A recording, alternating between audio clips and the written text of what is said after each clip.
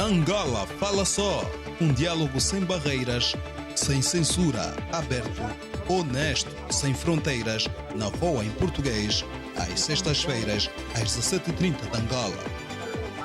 No telemóvel, na rádio, no computador, no tablet, conversas globais, assuntos locais. A paixão pela informação, com a melhor companhia, a sua.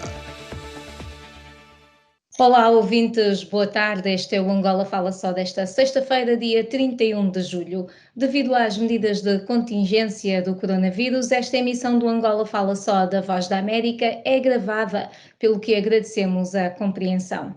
Das 17h30 às 18h, transmitimos em onda curta nos 13.630 e 17.655. Das 18h às 18h30 estamos em onda média nos 1530. Também transmitimos pelo Facebook e pelo YouTube. Eu sou Mayra de La Salete e nesta emissão do Angola Fala Só o nosso convidado é o deputado Raul Tati. O tema, há paz ou não em Cabinda. Gostávamos de dizer que a VOA tentou trazer este programa uma autoridade do governo angolano, mas depois de termos sido encaminhados para o segundo secretário do MPLA, a comunicação não teve sucesso. Doutor, muito obrigada pela sua participação, por aceitar este nosso convite e antes de irmos às perguntas dos nossos internautas que não pararam de enviar perguntas desde o momento em que souberam qual era o tema, eu quero lançar-lhe aqui uma pergunta que o obriga a ir um bocadinho atrás. Acredito que a última vez que o tivemos num Angola Fala Só, disse algo que foi: há muita parra, pouca uva, o governo dá com uma mão e tira com a outra. Dr. Raul Tati, ainda é assim? Olha, boa tarde, Nária Salete, boa tarde, ouvintes da Voz da América, e aproveito também que o ensejo para saudar todos os compatriotas de Cabinda que estão cá e que estão na diáspora. A resposta à sua pergunta é afirmativa. Portanto, parece-me que não há ainda sinais de que as coisas estejam a mudar nessa perspectiva. Portanto, a resposta é mesmo afirmativa. Continuamos a assistir a esse cenário de muita para pouca uva. Sempre se falou muito de diálogo entre Cabinda e Angola e o governo angolano.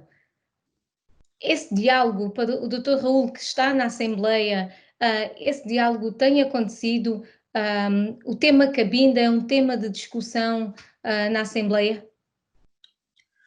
Devo dizer que, até agora, a Assembleia Nacional, que é a casa da democracia, onde se deviam discutir os problemas mais profundos do país, sem qualquer tabu, continua ainda com muitas limitações em termos de abordagem de matérias ligadas à Cabinda, mas, na medida do possível, nós temos estado a levar para o Parlamento aqueles aspectos que nos inquietam, dando voz a este povo, sobretudo nos aspectos políticos, económicos e sociais. E eu creio que é um caminho que se vai fazendo, não é? É um caminho que se vai fazendo, porque não será num dia que vamos ter já uma democracia plena para aceitar todas as diferenças possíveis dentro do cenário e do mercado político angolano.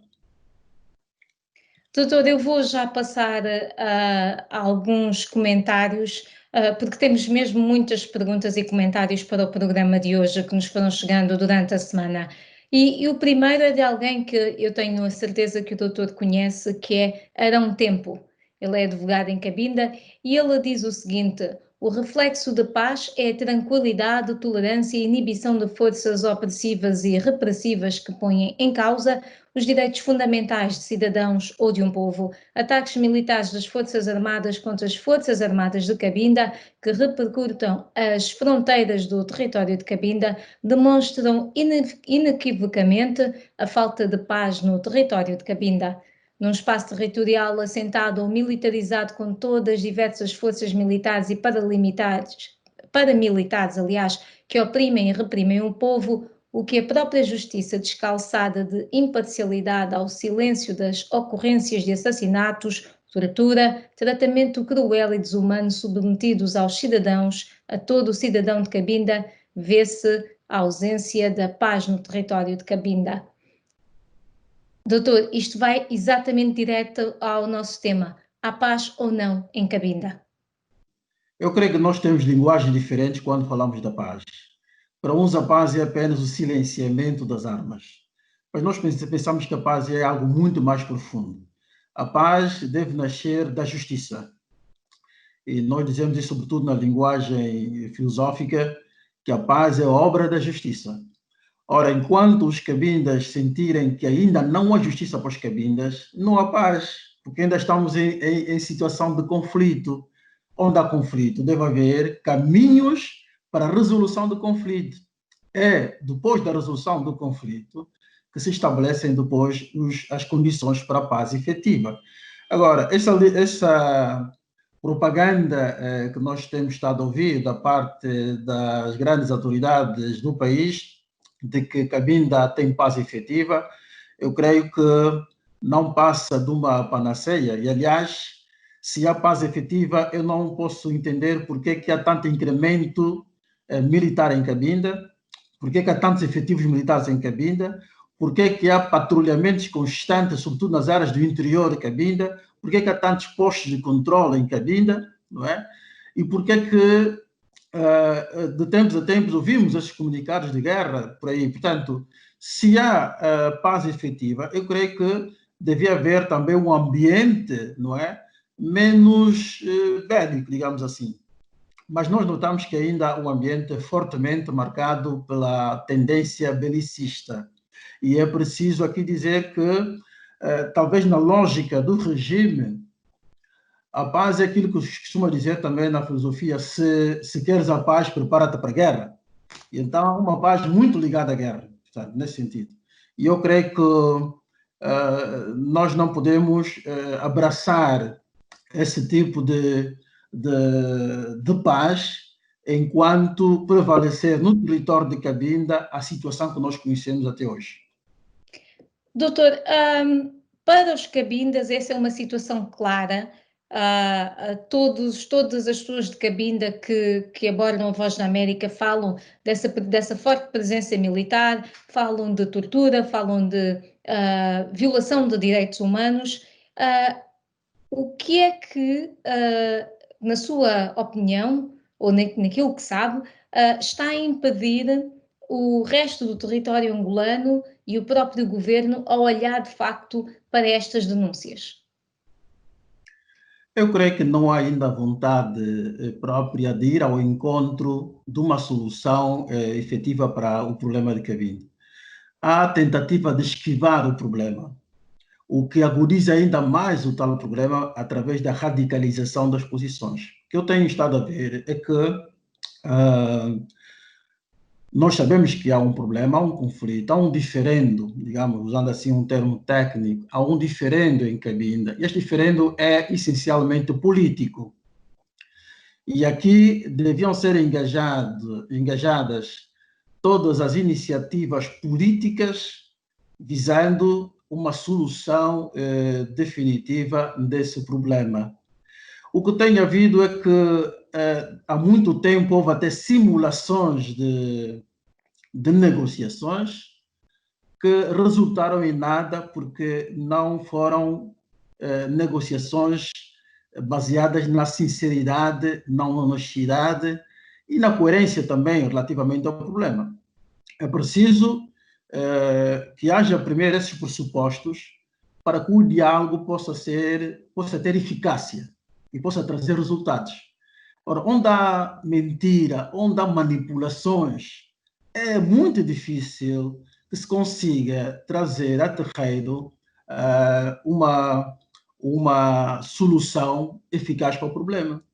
Então, resumindo, não há vontade política da parte das autoridades angolanas em confrontar-se diretamente com o problema de Cabinda e ir ao encontro também de soluções mais eficazes.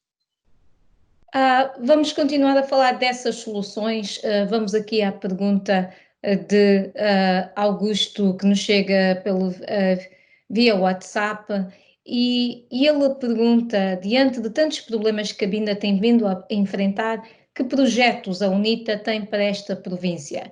E o que é que a UNITA pode fazer como força política para ajudar a população? A UNITA, desde sempre, tem manifestado que é preciso olhar a Cabinda com outros olhos e dar uma abordagem diferente daquilo que tem sido agora. Um primeiro aspecto é que a UNITA sempre condenou a guerra em Cabinda. Portanto, a UNITA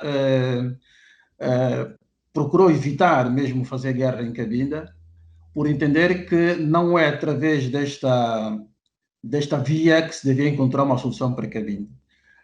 Lembro-me de uma entrevista do Dr. Jonas Savimbi, não me lembro bem agora se foi para a SIC ou para a RTP, foi uma espécie de entrevista paralela com Eduardo Santos e Jonas Savimbi. E o Dr. Jonas Savimbi dizia que para Cabinda a solução seria uma autonomia, mas bem discutida com os cabindas. E dizia que a guerra não era solução, não era caminho para Cabinda, e dizia até independência nunca, para que não fosse um mau precedente para outras regiões do país. Já o presidente Eduardo Santos dizia que sabemos que há compatriotas de Cabinda que reivindicam independência, há outros compatriotas que acham que pode haver uma outra solução que não seja separação total, mas nós vamos, entretanto, dialogar para encontrar uma solução. Nunca houve esse diálogo. E então, a UNITA, como vê, não só tem um pensamento sobre essa questão, como também, juntamente com a sociedade civil de Cabinda, tem estado a trabalhar na busca de caminhos que possam efetivamente levar para uma solução. E na sua estratégia eleitoral, entendeu que devia abraçar a sociedade civil de Cabinda para que o problema de Cabinda saísse da periferia e fosse levado ao centro, lá onde se tomam decisões políticas. Esta é a razão pela qual nós abraçamos este repto da UNITA, nos candidatamos para o Parlamento angolano. E estamos lá porque temos um projeto político nessa perspectiva, não é? De dar um pouco mais de voz à Cabinda e discutir Cabinda sem tabus. Eu acho que temos de destruir os tabus que ainda existem. Aí dessa resistência, mas temos de ter paciência. O diálogo sem paciência pode correr muito mal. Então temos de ter paciência, que as coisas vão devagar, mas tem que ir muito bem. Que tabus são esses a que se refere?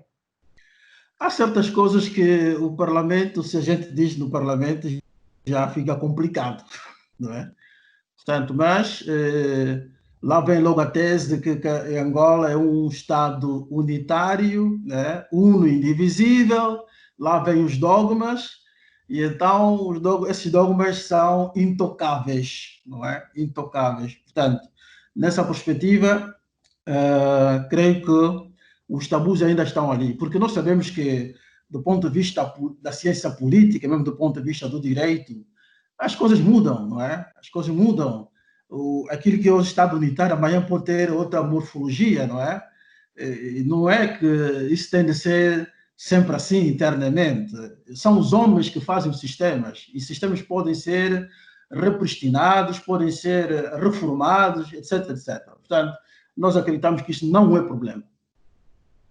Doutor, e continuando a falar sobre Cabinda e sobre a UNITA, aliás, e como a UNITA olha para a questão de Cabinda, Sebastião Moanda, que é um residente em Cabinda, um cabindense, assumo eu, pergunta como é que a UNITA olha para os guerrilheiros cabindenses. A UNITA já tem várias vezes, na voz dos seus deputados, condenado a continuação da guerra em Cabinda. A UNITA já tem estado a posicionar-se relativamente a este tipo de ações que desmentem que Angola esteja totalmente pacificada. E então, eu creio que temos estado atentos a estes pronunciamentos da UNITA, quer da parte dos seus deputados, mesmo da parte dos seus mais altos dirigentes. O seu próprio presidente também já se pronunciou sobre isso, o atual presidente da UNITA, Adalberto Costa Júnior, que a guerra não é solução para Cabinda, é preciso diálogo. Acredita mesmo nesse diálogo, porque cada vez mais surgem cada vez mais movimentos, a FLECFAC tem constantemente enviado comunicados de baixas de um lado e de outro, em que, se me pudesse pôr numa escala de 0 a 10, em que ponto está esse diálogo? Devo dizer que está talvez ainda no ponto 5. Mas devo dizer o seguinte, nós estamos condenados a dialogar. O diálogo é inevitável. Pode-se hoje talvez criar obstáculos propositados para que o diálogo não aconteça tão cedo, mas é inevitável. Nós vamos ter mesmo que dialogar sobre o assunto, porque este problema não pode ser, digamos assim, perpetuado ad eterno. Nós pensamos que ele há de ter uma solução, tarde ou cedo. O que eu disse antes, repito agora, vamos ter que ter muita paciência para que o diálogo possa ser frutífero, porque o diálogo não pode ser muito precipitado, é preciso ter paciência. Porque há muitos constrangimentos, mesmo durante o processo do diálogo, há muitos constrangimentos que podem criar desalento, criar até ruptura, né? Podem criar ruptura entre os cabindas mesmo, e também entre os cabindas e o poder em Angola. Portanto, eu creio que tudo isto não pode desanimar, nem tampouco tornar-nos céticos. Eu sou otimista, mas um otimismo pragmático, não ingênuo, de que o diálogo é possível e é inevitável.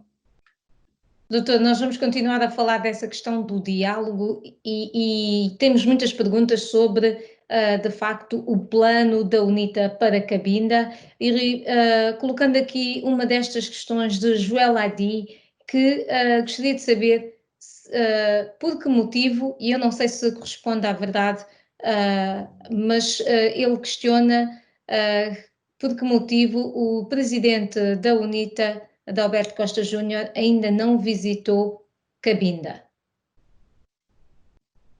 O presidente Adalberto Costa Júnior foi eleito no ano passado, não chegou a fazer a campanha eleitoral em Cabinda, por questões de agenda apertada, porque calcular 18 províncias de Angola não é fácil durante pouco tempo.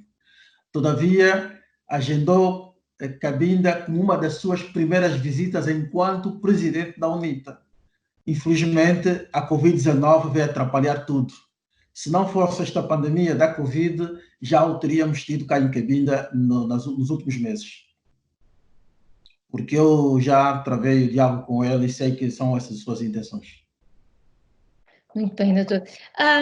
Falando do diálogo e de muitos movimentos, dê-me a sua opinião sobre sobre o surgimento de todos estes movimentos, desde o movimento independentista de Cabinda, o movimento de libertação de Cabinda, e quando nós os questionamos também, muitas vezes, esses movimentos não estão necessariamente unidos nos objetivos que querem para Cabinda. E isto também acaba por criar esta dúvida de todos os outros que não entendem a causa de Cabinda, talvez, em aceitar os slogans destes movimentos, as campanhas destes movimentos. Qual é a sua opinião sobre este surgimento? E há muitos movimentos jovens, inclusive. Nós temos eu, por exemplo, já tenho muitas vezes desmistificado a questão da multiplicação de movimentos como um empecilho para avançarmos. Para mim não é empecilho. Aliás, eu acho que já estamos a ensaiar a democracia e o pluralismo já nesta fase. Eu creio que o mais importante destes movimentos seria não perder o foco, não perder o foco, ter em conta o que é que significa diferente de Cabinda, ter uma visão estratégica que possa efetivamente ir ao encontro a este problema. Nós sabemos qual é o problema de Cabinda. O problema de Cabinda é a questão do reconhecimento do seu direito à autodeterminação. Esta é a grande questão de Cabinda, não há outra. Esta é a única questão de Cabinda. Por isso, qualquer que seja o movimento que venha a surgir de Cabinda, tem de pautar a sua agenda política nessa perspectiva da autodeterminação para Cabinda. E a autodeterminação aqui não é um fim em si próprio. Mesmo no direito internacional, a autodeterminação é apenas um instrumento que dá capacidade a um determinado povo para exprimir o que pretende para si, para decidir o seu destino. Isso é o que os cabindas pretendem, portanto, não estamos a pedir coisa do outro mundo. E essa autodeterminação, acha que é por isso que há este medo, que havendo uma autodeterminação, haverá uma contínua luta para uma independência que então separa Cabinda de Angola? Eu acho que não devemos ter medo de nada, sim, não devemos ter medo de nada. Hoje, Angola pensa que é de Cabinda ao Cunene, um só povo, uma só nação, o país é um Estado uno, indivisível, ok, este é o establishment dos nossos dias, este é o status quo. Todavia, não há nenhum dogma, em nenhum manual de política nem de direito, como possa dizer que isso há de ser sempre assim. Não há. Aliás, nós vimos grandes impérios da humanidade que desmoronaram, desapareceram. Onde é que está a grande união da República Socialista Soviética? Onde é que está hoje, não é? Que tinha tantas repúblicas por aí. Onde é que está hoje? Portanto, onde é que está o Império Romano? Não é? Portanto, eu creio que para quem tem uma visão de história, isso não é problema. Não é problema. Eu creio que temos de ter uma perspectiva do futuro, olhando um pouco também para as lições do passado, da própria história. Olha que quando os nacionalistas angolanos combatiam pela independência de Angola, pela liberdade, pela emancipação de Angola, também tinham teses contrárias da parte do regime português, não é? Que Portugal era uno e indivisível, não é? Portanto, do Minho ao Algarve é só um país. E eu creio que os nacionalistas angolanos entenderam que era possível reverter essa situação, porque acreditaram, porque tiveram foco e conseguiram vencer. Portanto, eu creio que isto não é problema. Doutor, não é um problema para independentistas, para a causa de Cabinda. Eu agora estou aqui um bocado como advogada do diabo, não é? Que é uma ruptura, é uma possível ruptura de poder. E resta saber qual pode ser de facto a estratégia. Até agora, sente que Cabinda já conseguiu conquistar algo nesta pressão? É assim, em princípio, o facto de estarmos aqui a discutir isso já é um passo importante. Né? Hoje, a nível internacional, e falando mesmo da minha própria experiência, que eu tive vários encontros com entidades diplomáticas passado, estive aí nos Estados Unidos e Washington, mantive vários encontros, dialogando com autoridades americanas relativamente ao problema de Cabinda.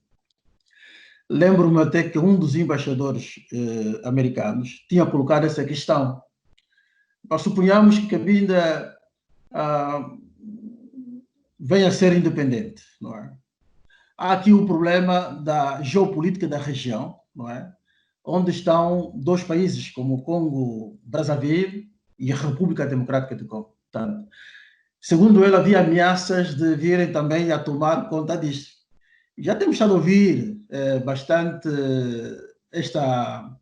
este pretexto de que se Cabinda deixa Angola, vai ser apanhado pela República Democrática do Congo ou pelos países vizinhos. Eu disse que isso é um falso problema, porque nós, diante de um Estado soberano, há normas internacionais, não é? Que regem normas internacionais em termos de segurança. Agora, outro problema é este. A questão, voltando àquela questão que colocou antes, da questão do tabu mesmo. Né? Independência, isso faz estremecer as pessoas, criou-se isso aí como um bicho de sete cabeças. Quando a África acedeu às suas independências, um dos problemas que a OUA, Organização da Unidade Africana, teve de enfrentar é o problema das fronteiras herdadas da administração colonial europeia em África. Houve tanto nacionalistas africanos que entenderam que se devia tocar nesse assunto e fazer uma revisão das fronteiras, e houve aqueles que disseram que não há revisão das fronteiras, vamos manter as fronteiras herdadas do colonialismo e que essas fronteiras eram intangíveis. Essa tese durou durante algumas décadas, mas nas últimas décadas essa tese caiu abaixo com a independência da Eritreia e com ultimamente a independência do Sudão. O Sudão está lá, não desapareceu como está, né? E a Etiópia também não desapareceu, apesar de ter dado a independência à Eritreia. Portanto, isto vejo nessa perspectiva a coisa. Estamos a falar de Cabinda, no Angola Fala Só, deste dia 31 de julho. Temos do outro lado da linha e da imagem o Dr. Raul Tati, que nos está aqui a dar uma lição de geopolítica e relações internacionais sobre o tema Cabinda, sobre esta autodeterminação que Cabinda tem procurado. E, doutor, eu vou aproveitar, dar a oportunidade também aqui a um dos nossos internautas que enviou um áudio com uma pergunta para si. Ele é José Chicaia e fala-nos da França. Boa tarde ou boa noite à Voz da América e ao nosso convidado, deputado Raul Tati. Sou José Chicaia, tenho 3 perguntas por apresentar. A primeira, qual impacto terá a província de Cabinda caso não venha aderir às eleições de 2022? Eu sou um dos cabindas e não sou a favor que o povo de Cabinda venha aderir no pleito eleitoral de 2022. A segunda pergunta é, no contexto atual, quando é que os partidos angolanos na oposição, neste caso a UNITA, pensa em levar o problema de Cabinda na Assembleia Nacional para se discutir? E por último, quando é que podemos ver os deputados de Cabinda na Assembleia Nacional trajados com t-shirts com dizeres Cabinda não é Angola? Muito obrigado. Muito bem. Dr. Raul Tati, a palavra é sua. Obrigado, Zé Chicaia, pelas questões colocadas. Vamos tentar dar aqui uma resposta. Em princípio, havendo ou não havendo cabindas a irem para as urnas, havendo ou havendo cabindas que possam, de alguma maneira, exprimir a sua opinião de que em Cabinda não devia haver eleições, elas vão correr na mesma. Temos que ser pragmáticos, porque temos aqui um poder que está sendo exercido dentro do nosso território. Portanto, com ou sem a nossa vontade, em 2022, se assim o quiser, o governo de Angola fará as suas eleições em Cabinda. Agora, nós podemos pensar, tomar isso como um desafio. O que é que nós, como Cabindas, podemos fazer diante disto, não é? Sempre nessa perspectiva do diálogo.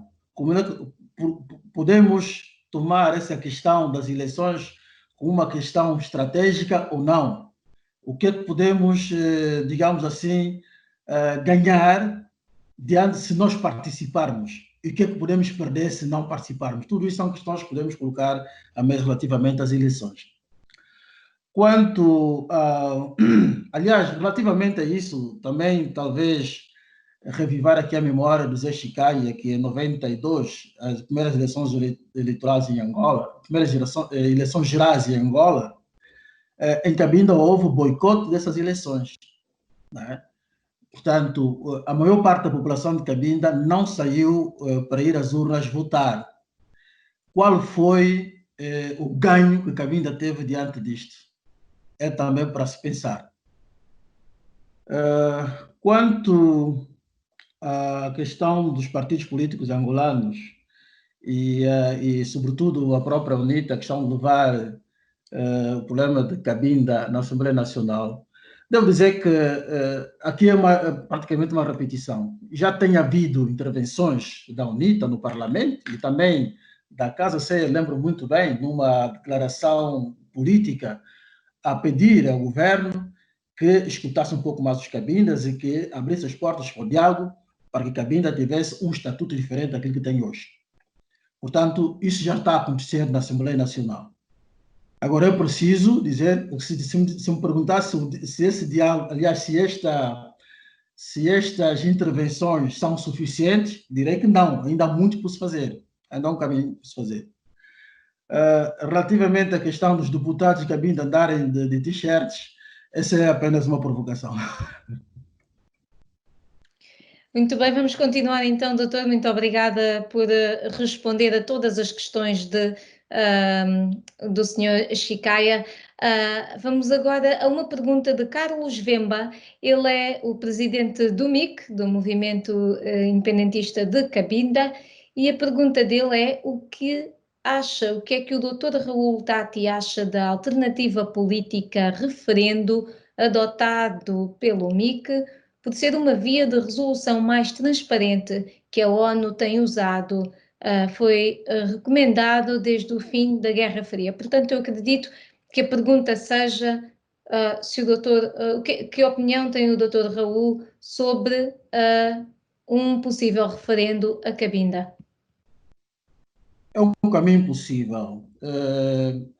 A questão, quando o exercício do direito à autodeterminação também às vezes acontece no âmbito de uma escutação popular, portanto, de um referendo, portanto, deixar que o povo exprima a sua vontade. Portanto, nesse caso, é um escrutínio, não é? Para se ver qual é a vontade do povo. Mas eu, pessoalmente, sou um bocado reticente em relação à questão do referendo. Escrevi isso no meu livro, Cabinda, órfão da descolonização do ultramar português. Quando vamos fazer o referendo, é como se este povo não soubesse ainda o que quer. Portanto, é preciso exprimir isso para que se saiba que quer isto ou aquilo. Eu creio que, para mim, as convicções daquilo que os Cabindas querem relativamente à sua emancipação política está muito mais carregado, portanto, na vontade dos Cabindas, está muito mais carregado. E sabemos que o poder político de Angola sabe muito bem disso e lida com isso há 45 anos. Portanto, não é uma novidade para Angola, não é. Portanto, eu creio que não é preciso descobrir aquilo que já está descoberto. Não é preciso. Seria mais, o exercício em si está previsto, mesmo na própria Constituição angolana, está previsto no Instituto do Referendo, está lá. Mas, como dizia o presidente José Eduardo Santos, numa entrevista dada nos Estados Unidos da América durante uma sua visita de Estado, que se houvesse um referendo, devia ser extensivo a toda a população de Angola, relativamente a Cabinda. Isto seria muito complicado.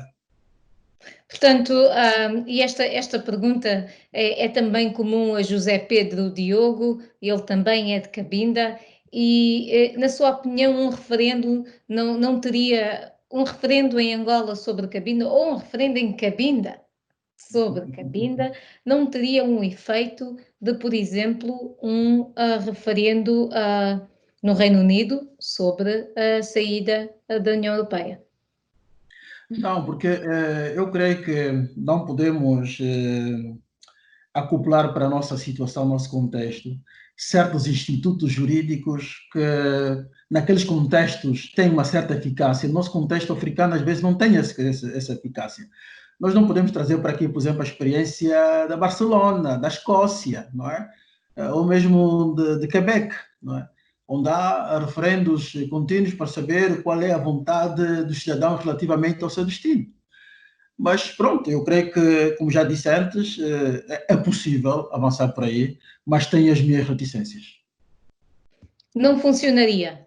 A minha questão, eu insisto nisto porque imaginemos que é feito um referendo, há uma grande franja da população de Cabinda que escolhe, não é? ser independente? Acha que esse resultado não seria respeitado? Eu quero entender o que é que Há pensa muita do... coisa em jogo, Neira, há muita coisa em jogo. Primeiro, temos que atender à sociologia atual de Cabinda, né? A própria situação demográfica. Hoje, Cabinda, temos cabindas e temos cabindenses, não é? Portanto, temos aqui muita população não nativa, não autóctone, portanto, que está cá em Cabinda. Teriam ou não teriam direito a participar neste referendo? Temos o caso dos cabindas que estão na diáspora, são milhares, estão na diáspora. Ora, em Angola, até agora, as eleições só são para os que estão dentro do país, que estão fora não podem votar. Será que esses que estão na diáspora iriam participar, poderiam entrar e participar, ou a partir da diáspora poderiam votar? São questões que se colocam. Depois, nós estamos num ambiente que, do ponto de vista eleitoral, não há ainda aquilo que nós podemos chamar de verdade eleitoral. Nós aqui estamos num contexto onde as eleições são sempre manipuladas. São sempre manipuladas. Portanto, esse caminho não é muito bom. Não é muito bom porque é suscetível de manipulação. Quem já está habituado a manipular pode ter também mais uma oportunidade para manipular.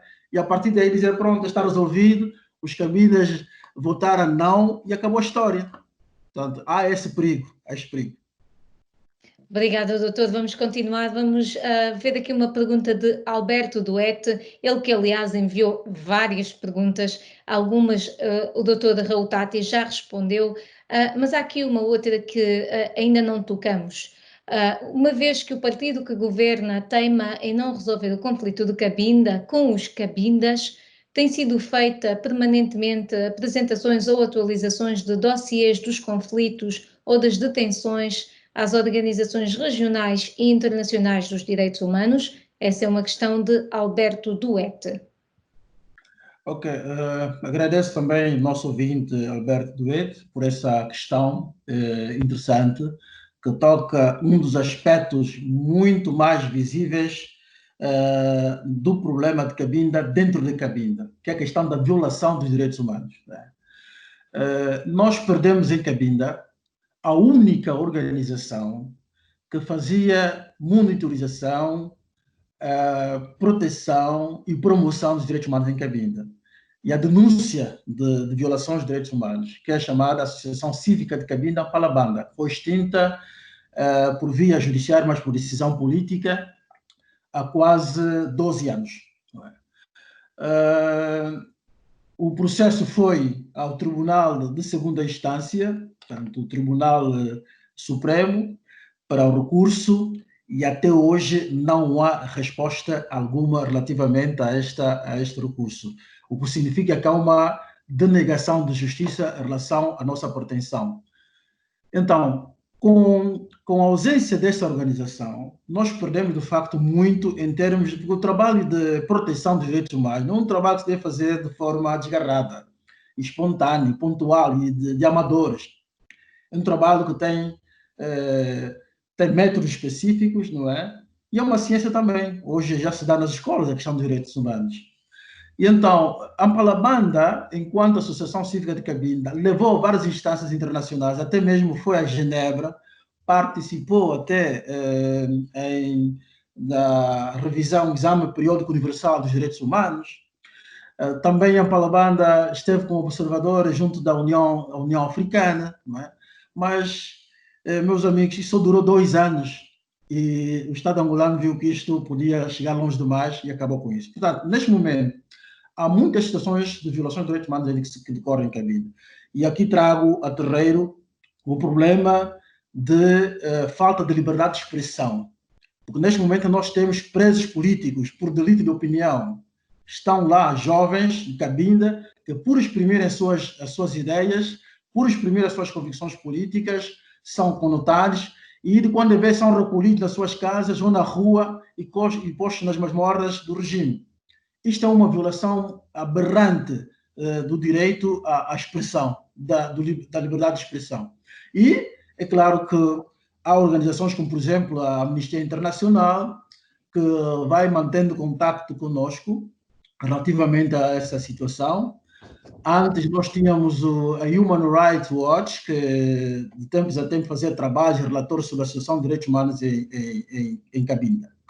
E aqui uma última nota relativamente a isso.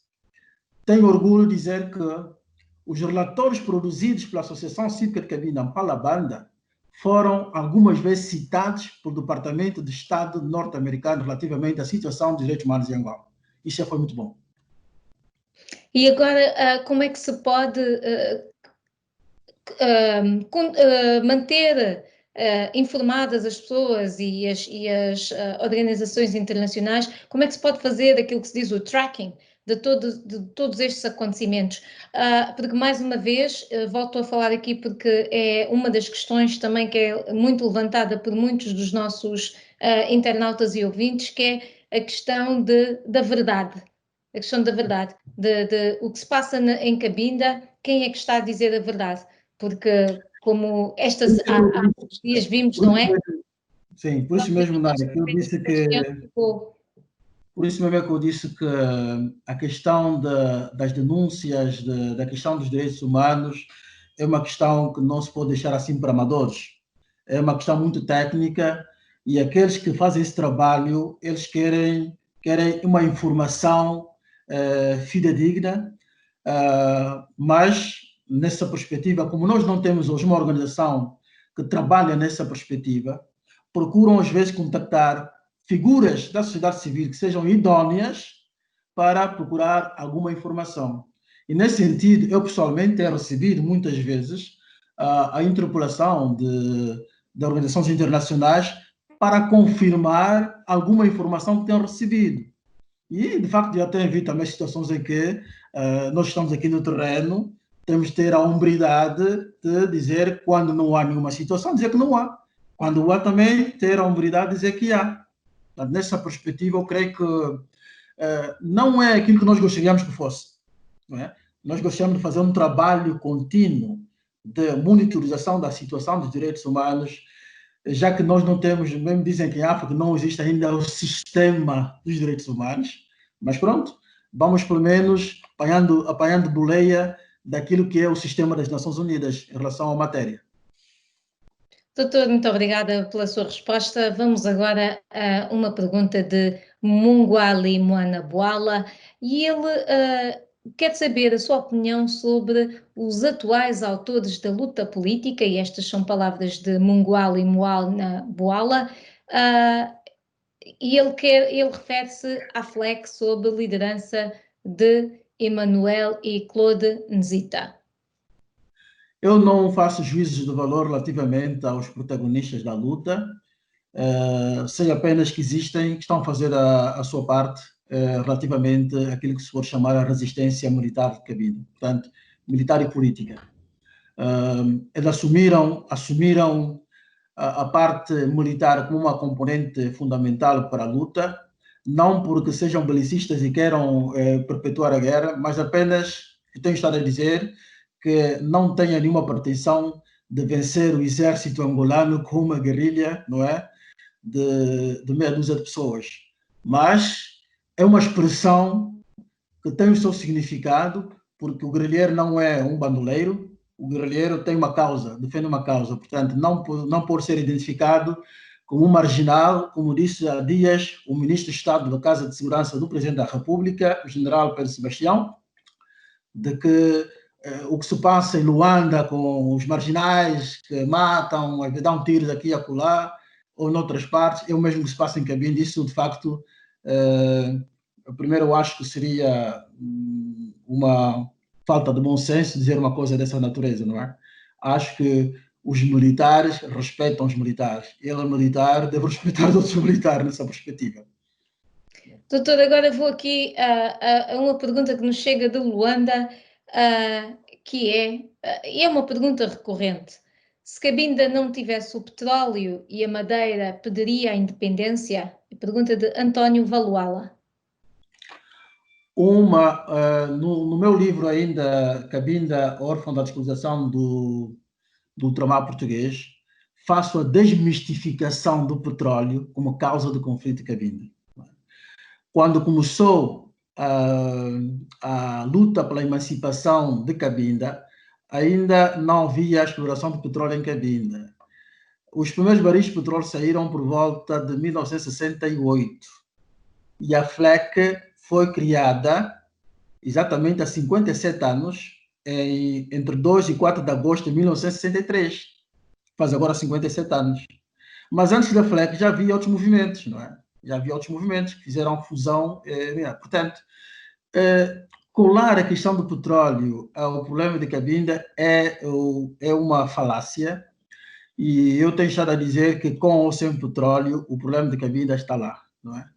E então, agora, é claro que isso tem as suas incidências, direta ou indiretamente, tem as suas incidências, porque provavelmente, colocando a questão de outra maneira, se Cabinda não tivesse petróleo, Angola teria anexado Cabinda em 65? Esta questão também pode-se colocar dessa maneira, porque eu sei muito bem, a partir de arquivos que eu tive acesso, de que o antigo almirante Rosa Coutinho, que era o alto comissário português em Angola, terá aconselhado Agostinho Neto a não perder Cabinda e Luanda. Cabinda por causa de recursos de petróleo que poderiam suportar a guerra e dar-lhe a vitória. E Luanda por ser o centro político. Agostinho Neto cumpriu isso à letra e trouxe destacamentos cubanos para Cabinda para proteger Cabinda e não perder Cabinda.